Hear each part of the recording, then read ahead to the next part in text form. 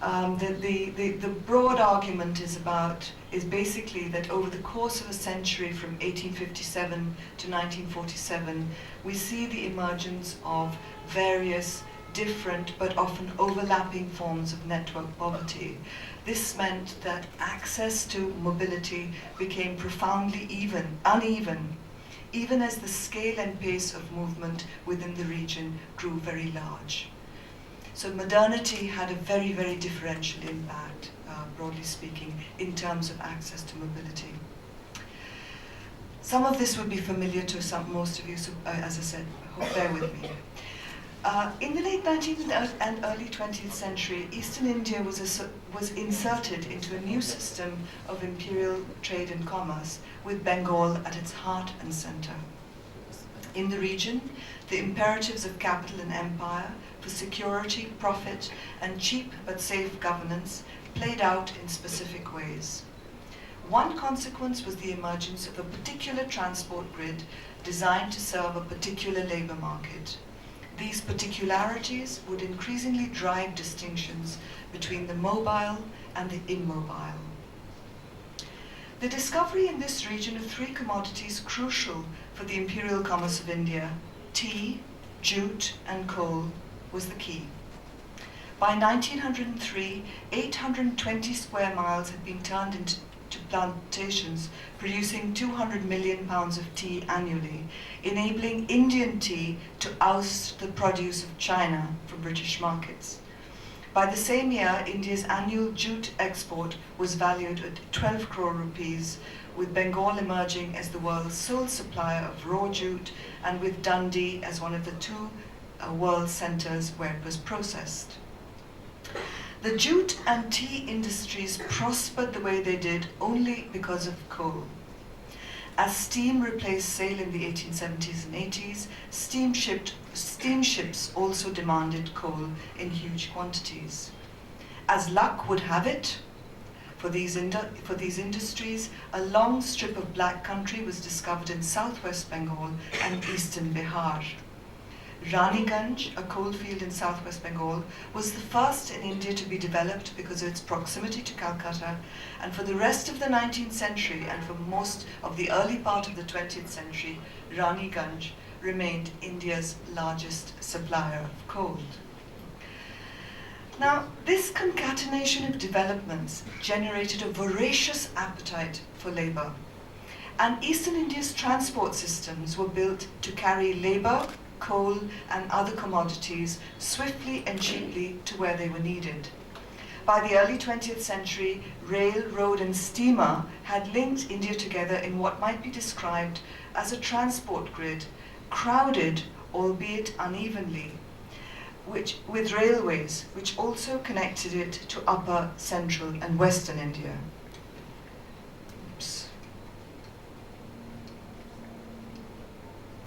So the Greater Bengal region is the region which you can see to the right of the map there, and includes what is today Bihar and Orissa, as well as Assam. And here you can see the labor streams that begin to move by the end of the 19th century into Bengal and from Bengal. These are the volumes of people who are on the move. By the 1910s, moreover, these are just the numbers of people who are taking the railways. Literally millions and millions of people were taking the railway each year by 1903. Yeah, it's staggering numbers of people are now moving vast distances by the standards of the time. By the 1910s, moreover, a very complete steamer system had emerged, particularly in eastern Bengal and Assam, where topography rendered railways expensive to build, and where connections by water were vital for the development of the chiefly British-owned jute and tea industries. By 1909, no less than 13 stations in the eastern region had a minimum of 34 steamer services a month. Nor should the improving road network be overlooked. although it was undoubtedly the Cinderella of Bengal's transport network and was chronically starved of funds. Here again, priority was given to trunk roads which connected key centres of British power. Over 1,000 miles of trunk road were built or repaired in Bengal by 1930. Largely as a consequence of the networks built to support the major industries, by the early 20th century, a vast swathe of territory stretching beyond the Chota Nagpur plateau into parts of northern Madras, the central provinces, Orissa, eastern UP and Bihar, had come to be closely linked with central, eastern and north Bengal, with Assam and Burma to the east and Nepal to the north. The whole region had developed into a vast, interconnected zonal labour market serving these different and often competing sectors. And I'll just take you back. So that map basically reflects on the extent and reach of the pull that was being extended from Bengal, from the centres of Bengal industry to labour and drawing labour into what I describe as the heartland. By 1931, 6 million persons had moved within and from the Greater Bengal region. 6 million persons in 1 year. Now, bear this figure in mind because it's almost twice the size of the Chinese diaspora in the United States in 2010. So again, these are very large numbers. They're not, we have to think about what are large numbers and small numbers in history. These are large numbers. But again, here I stress that the access to these very new modes of movement was unevenly distributed. How was it unevenly distributed? What do I mean by that? First of all, there was uneven access to the new modes of mass travel themselves. One critically important factor was the conditions in the so-called coolie class of wagons and steamers. They were so dangerously overcrowded and unsanitary that only the strong and the fit could use them. For the disabled, the frail, and the elderly, traveling by steamer or train or steamer was simply not an option. Unaccompanied women and girls entered them at their peril. Even without the labour market's increasingly limited access to women, children and the elderly, about which I'll speak more below, conditions on the transport grid precluded entry to all but the fittest.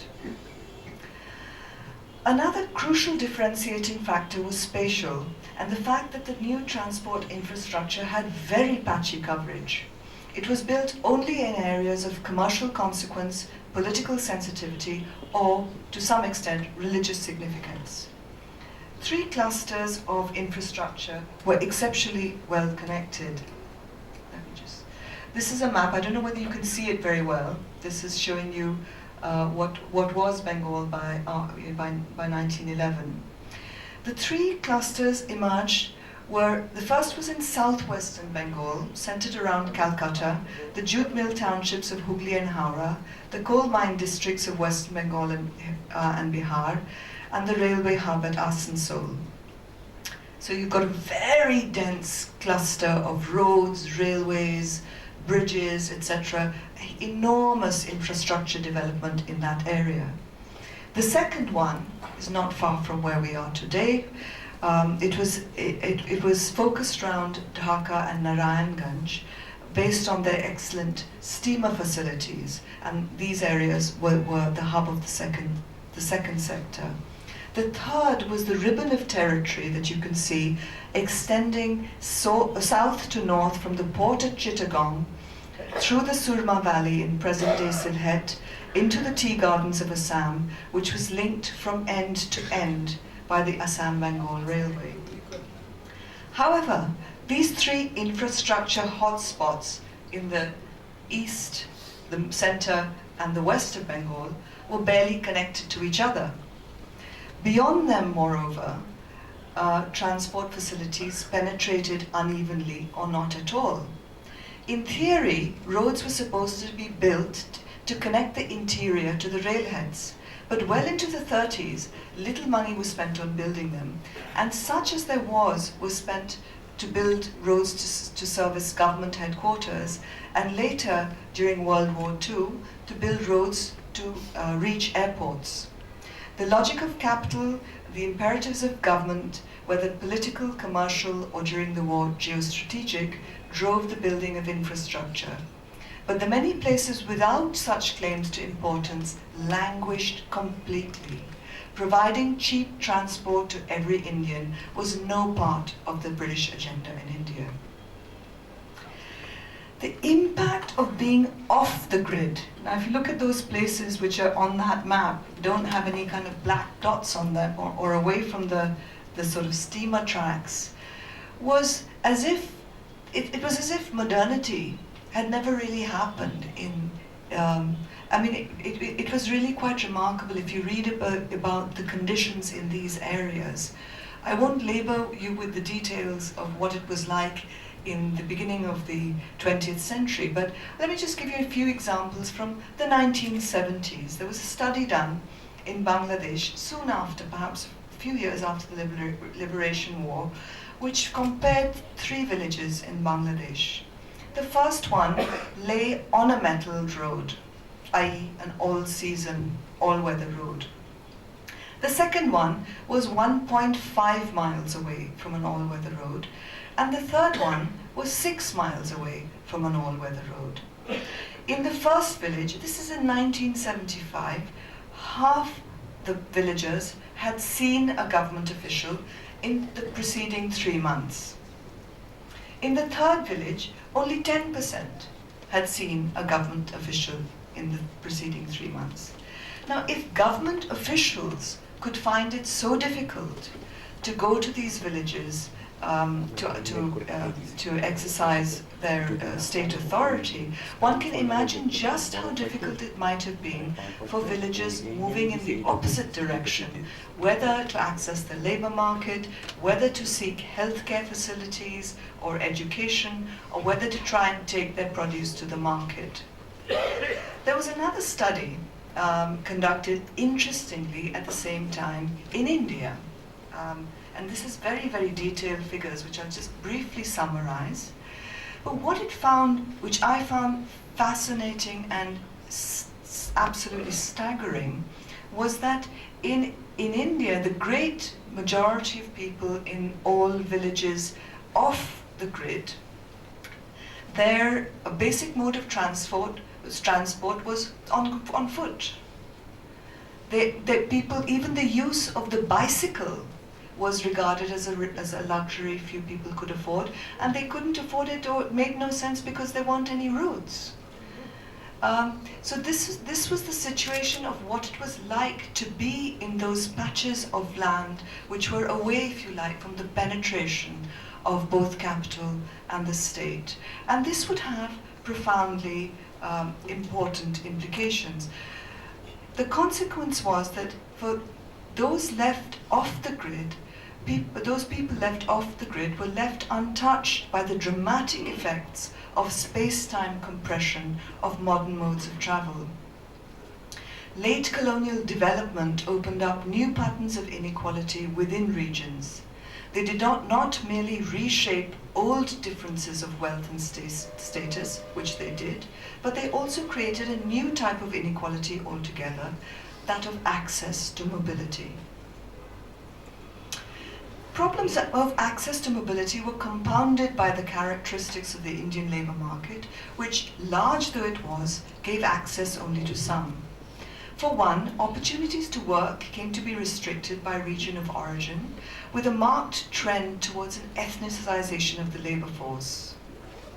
Now, this pattern seems to have emerged organically as employers in every sector concluded that long-distance migrants who were too far away from their villages and fields to be drawn back into the annual cycle of sowing and harvesting and into forms of servitude to local agrarian elites were more reliable and more amenable to discipline. As a result, migrant Pardesis, as they were called by labor recruiters, Pardesi means foreigner, They soon emerged as the modern employees of choice. In time, however, recruiting practices that had emerged to tackle problems of irregular labor supply hardened into racial stereotypes. Everywhere, local people were deemed to be lazy, and by contrast, immigrant races and peoples were deemed to be good workers. Thus, it's quite funny because you see that the very same people who are described as lazy in their home district turn out to be really good workers in the next district. And the ironies of the colonial archive are rich and strange. But the broad point is that you have this sort of creation of this very racialized labor market in which Gurkha workers are working in the tea gardens of Darjeeling, Santals from Champaran and so on are working in the Assam tea gardens.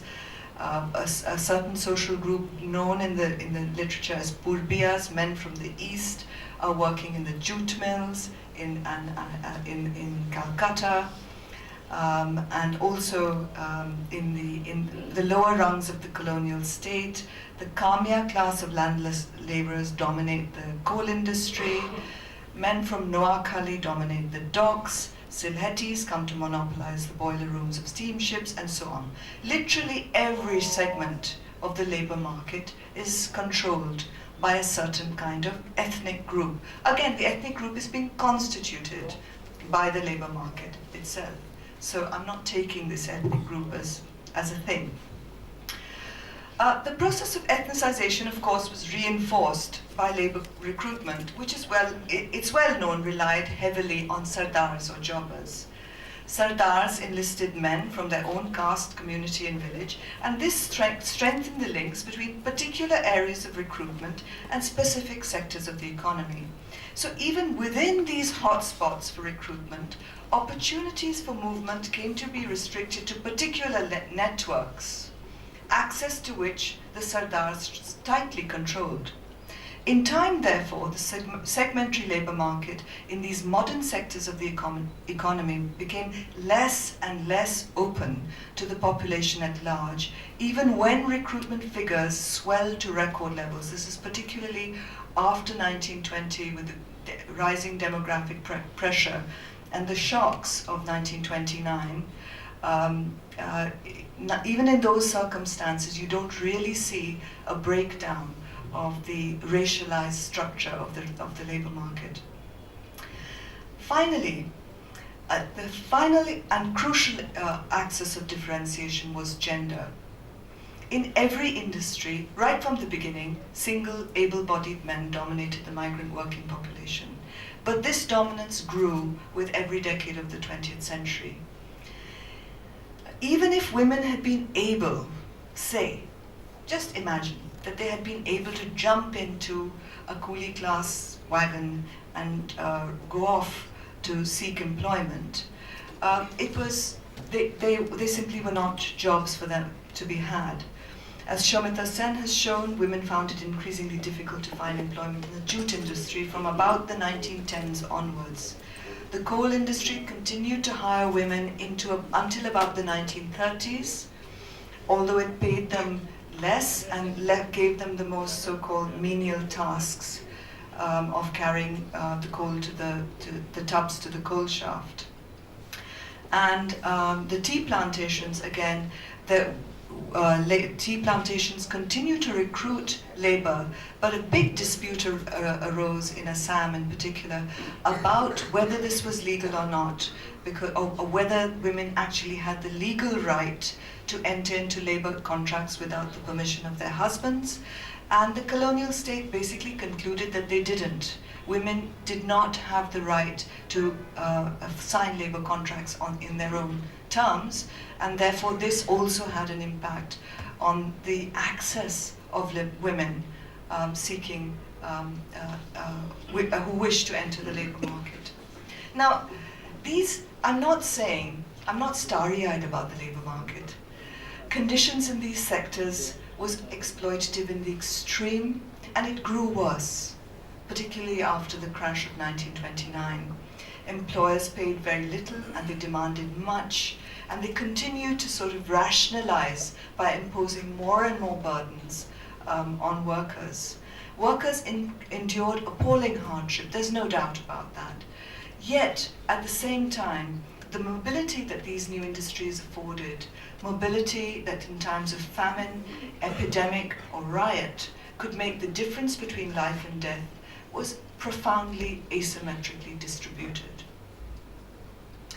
Stepping back then, we can see just how it came to pass and in what ways that mobility became a scarce and unequally distributed commodity, and one of the main stratifying factors of the late colonial era. One can identify, even as modern modes of movement expanded, the growth of widespread network poverty. This poverty was, of course, of various kinds. I've described them, and these kinds often did overlap. Spatial patterns of poverty were very significant. For many people who lived off the grid, the costs and risks of movement were simply too great, having remained essentially unchanged since early modern times. Yet even within regions that were well connected to the grid, access to mobility came to be very largely restricted to healthy male members of the right ethnic group, caste, or kinship network. And as I will suggest in what follows, even among members of the right ethnic group, caste, or kinship networks, certain kinds of individuals were more stuck than others. Now this is significant, because with the end of empire, with partition, with the Liberation War of 1971, the implications of being stuck, always profound, became even more grave. As I've shown elsewhere, and I won't labor it here, maybe people can ask questions about that, the mass migrations after partition ran along the same grooves of mobility cut out and shaped in colonial times. People with access to mobility in late colonial times were able to get out when life became hard, dangerous, or impossible. The economic migrants of the labor markets of empire became the refugees of the post-imperial order. In this context, the predicament of the immobile was thrown up in stark relief. To help identify some causes of immobility amongst individuals, I'll focus next on some life histories that were gathered at 3 locations where stayers-on were found clustered. 2 of the sites I'm going to speak about here were in urban Bangladesh. They happen to be, the sites that I'm talking about here, happen to be in the communities known as the, quote, Biharis, who stayed on after the 1971 war. These sites are in Dhaka and Saidpur respectively. A 3rd location was a rural settlement, an off-the-grid location in the southwest corner of what is today West Bengal. These interviews suggest patterns of staying on which might be thought of in terms of deficits and overabundances of certain qualities, of course in different combinations. Strikingly, the main deficit that we identified was not wealth, education, skill, or even access to networks, although these were very significant, but physical frailty, the ever-present spectre that stalks the lives of the poor. Let me explain.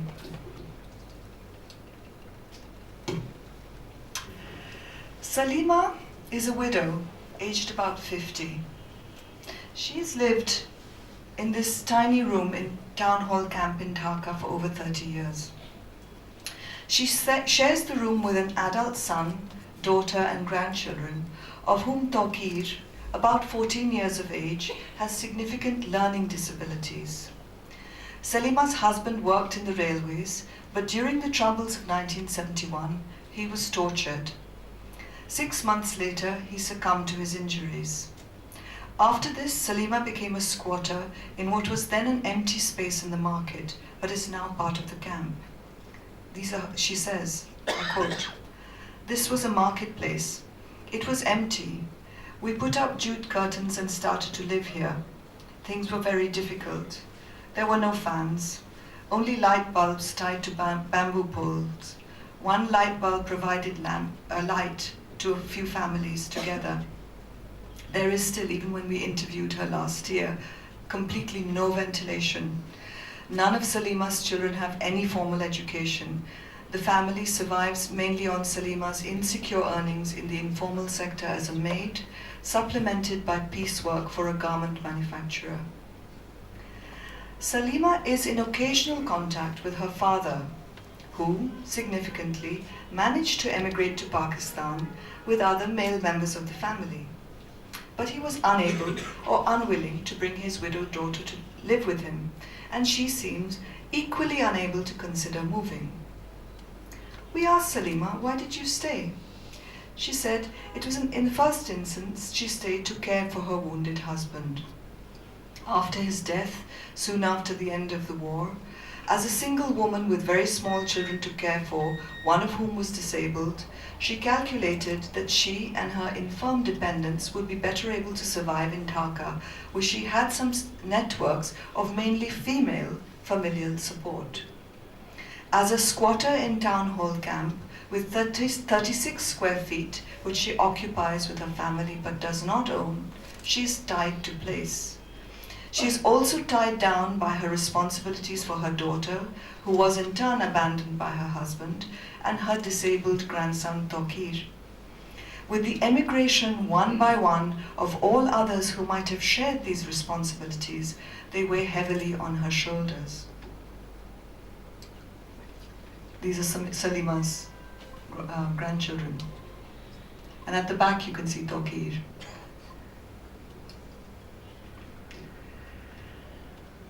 This is Serun. She's about 45 years old. She also lives in the camp with her nephew, his wife, and their small child. She was also born in Old Dhaka, and her family too worked in the railways. But in March 1971, her husband died.